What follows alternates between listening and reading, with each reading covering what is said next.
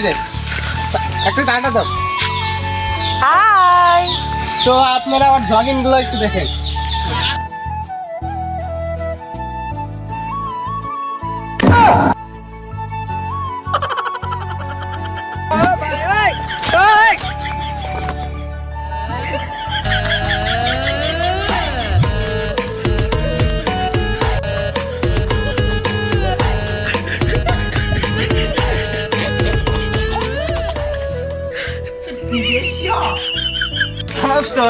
Jogging হয় জানেন, আমাকেও দেখাইলো যে দেখো এভাবে জগিং করতে হয়, তাই আমি ওর সাথে একটু কেমন করলাম। তো আমার ভিডিও ভালো লাগলে অবশ্যই লাইক কমেন্ট শেয়ার করবেন।